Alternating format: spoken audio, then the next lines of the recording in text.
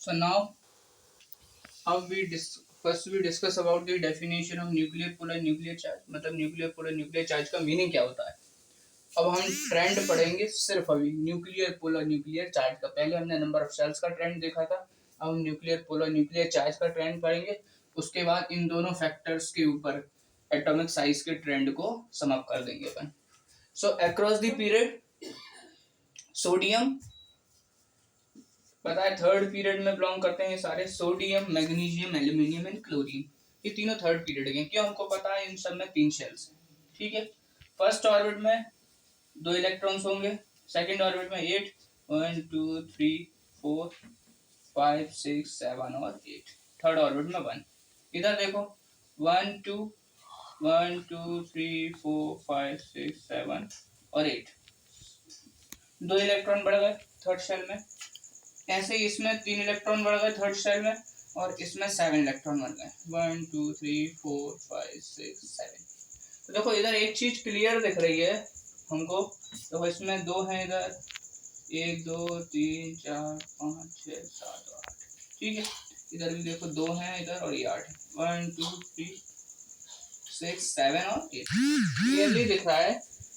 जैसे ही हम पीरियड में मूव कर रहे हैं इलेक्ट्रॉन्स का जो नंबर है वो इंक्रीज होता जा रहा है, तो लेकिन शेल्स नहीं बढ़ रहा है। तो एक चीज से समझते हैं, सपोज ये न्यूक्लियस है, ये पॉजिटिवली चार्ज है। जब इसकी स्ट्रेंथ कम होगी, यानी इसके आसपास जब इलेक्ट्रॉन एक ही होगा तो इसकी जो फोर्स है वो कम हो जाएगी। फोर्स कम हो जाने के कारण जो इलेक्ट्रॉन्स हैं वो इजीली, जो शेल्स हैं वो इजीली बड़े हो सकते हैं, मतलब उन्हें छोटा होने, कोलैप्स होने की जरूरत नहीं पड़ेगी। तो जब किसी शेल्स में इलेक्ट्रॉन कम होंगे तो उस शेल का साइज बड़ा होगा, यानी उसका जो साइज होगा वो बढ़ेगा। जिसमें कम होंगे, दूसरे में देखो मैग्नीशियम में साइज थोड़ा छोटा हो गया। क्यों हो गया मैग्नीशियम में साइज थोड़ा सा छोटा इसके सोडियम कंपैरिजन में? क्योंकि यहाँ पे इलेक्ट्रॉन्स बढ़ गए। इलेक्ट्रॉन बढ़ने के कारण जो न्यूक्लियर फोर्स है वो इंक्रीज हो गई। न्यूक्लियर फोर्स क्यों बढ़ गई? क्योंकि इलेक्ट्रॉन और प्रोटॉन दोनों बढ़ गए, यहाँ पे चार्ज बराबर इंक्रीज हो गया और स्ट्रेंथ भी बढ़ गई इलेक्ट्रॉन की कैपेसिटी ज्यादा होने से। तो ये थोड़ा सा फिल हो गया स्ट्रक्चर इसका। तो स्ट्रक्चर ज्यादा फिल होने से क्या हो गया? साइज कम हो गया। थर्ड पे आओ, इलेक्ट्रॉन बढ़ गए। जैसे ही 3 इलेक्ट्रॉन बढ़े, इधर भी फोर्स ऑफ अट्रैक्शन बढ़ गई। फोर्स ऑफ अट्रैक्शन बढ़ने से इसका साइज थोड़ा सा और कोलैप्स कर गया। जैसे ही अपन 17th ग्रुप पे आते हैं, यानी क्लोरीन, इसको अपन हेलोजन ग्रुप भी बोलते हैं, इसको हम हेलोजन ग्रुप भी बोलते हैं।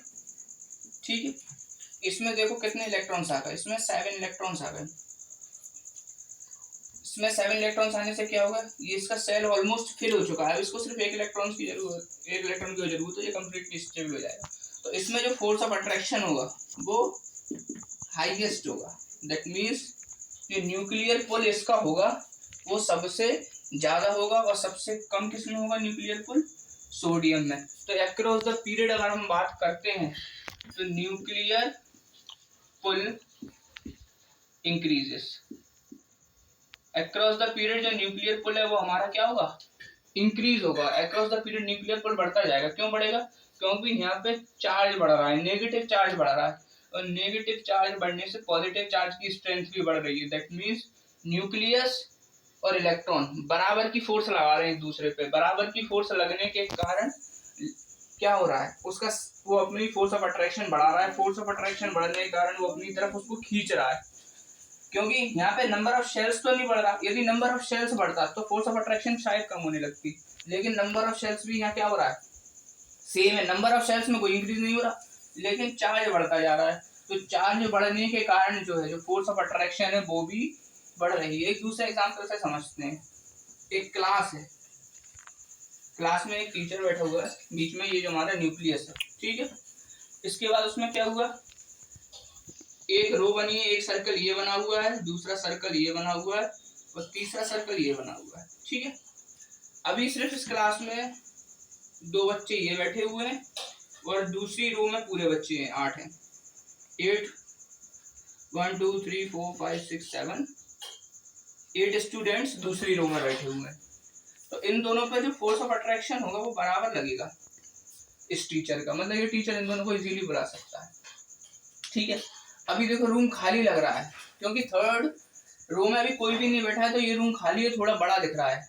जैसे ही हमने क्या किया, इसमें एक पर्सन को एडमिट किया, एक पर्सन जैसे आया तो इसका स्ट्रक्चर थोड़ा सा छोटा हुआ, मतलब फिर भी ये स्ट्रक्चर कम बड़ा है, ये इसके और इसके कंपैरिजन में स्ट्रक्चर फिर भी बड़ा है। अब इसमें 2 बच्चे और ऐड कर दिए हमने, देखो स्पेस कवर होता जा रहा है, 2 और ऐड करने से स्पेस थोड़ा और कवर हुआ, 3 हो गए यहाँ पे। अब हमने इसमें 4 और ऐड कर दिए, 1 2 3 4 5 6।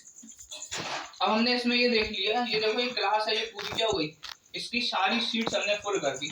जैसे ही हमने इस क्लास की सारी सीट्स फुल कर दी, किसी क्लास में यदि एक बच्चा बैठा हो तो वो क्लास खाली और बड़ी बड़ी लगेगी।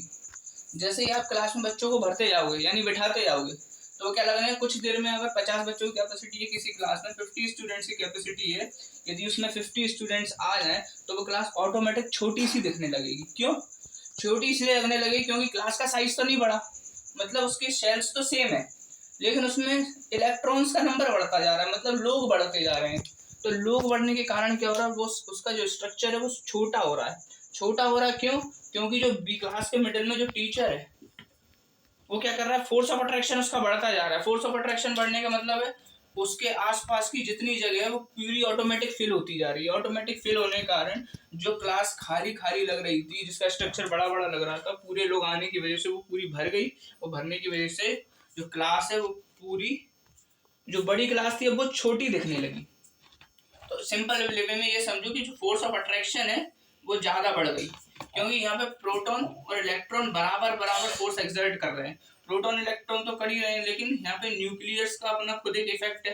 तो न्यूक्लियस के इफेक्ट के कारण यहाँ पे जो है वो क्या बढ़ रहा है, न्यूक्लियर पुल बढ़ता जा रहा है। और यदि न्यूक्लियर पुल बढ़ता जाएगा तो जो साइज है, एटॉमिक साइज है, वो धीरे धीरे क्या होगा, डिक्रीज होगा, एटॉमिक साइज डिक्रीज होता जाएगा।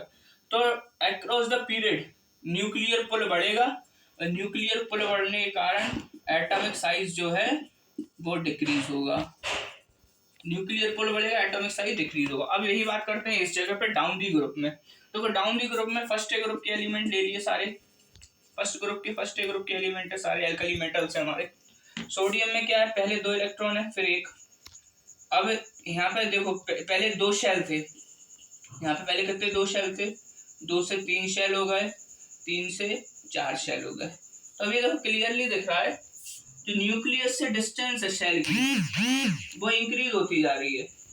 न्यूक्लियस से जो शेल की डिस्टेंस वो बढ़ती जा रही है, तो डिस्टेंस बढ़ती भी जा रही है, और इलेक्ट्रॉन जो लास्ट सेल में है वो सेम है, इलेक्ट्रॉन्स भी बढ़ रहे हैं और डिस्टेंस भी बढ़ रही है। तो उस केस में क्या होगा, जो फोर्स ऑफ अट्रैक्शन होगी वो लेस हो जाएगी। फोर्स ऑफ अट्रैक्शन वो होगी क्या हो जाएगी, उस केस में कम हो जाएगी। फोर्स ऑफ अट्रैक्शन क्यों कम हो जाएगी, क्योंकि दूरी बढ़ती जा रही है ना। एक व्यक्ति बगल में खड़ा हुआ है तो हम उसको इजीली पकड़ सकते हैं, अब उसके साथ 3-4 लोग ऐड होते जाए भले ही, लेकिन वो दूर चला जाए, मतलब अब वो यहाँ पे खड़ा हुआ है, पहले यहाँ पे खड़ा हुआ तो थोड़ी पकड़ना इजी था, लेकिन अब वो यहाँ चला गया, उसके साथ 4 लोग और खड़े हैं, तो उसको यहाँ से यहाँ पकड़ना बड़ा डिफिकल्ट टास्क है। ऐसे ही न्यूक्लियर फोर्स का है, सेल्स बढ़ने से डिस्टेंस बढ़ रही है, शेल्स जैसे ही बढ़ रहा है डिस्टेंस बढ़ रही है, शेल बढ़ रहे हैं डिस्टेंस बढ़ रही है। तो शेल्स और डिस्टेंस बढ़ने के कारण जो न्यूक्लियर फोर्स है वो कम हो रही है। न्यूक्लियर फोर्स कम होने से क्या हो रहा है, जो शेल्स है वो बढ़ रहे हैं, और शेल्स बढ़ने से एटॉमिक साइज इंक्रीज हो रहा है, एटॉमिक साइज इंक्रीजेस। सो अब हम इसको थोड़ा समअप करेंगे। हमने दोनों चीजों के बारे में पढ़ लिया, नंबर ऑफ शेल्स और न्यूक्लियर पुल के बारे में। अब एटॉमिक साइज का एक्चुअल ट्रेंड डिस्कस करेंगे इन दोनों के बेसिस पे। 1 मिनट में ये समअप हो जाएगा।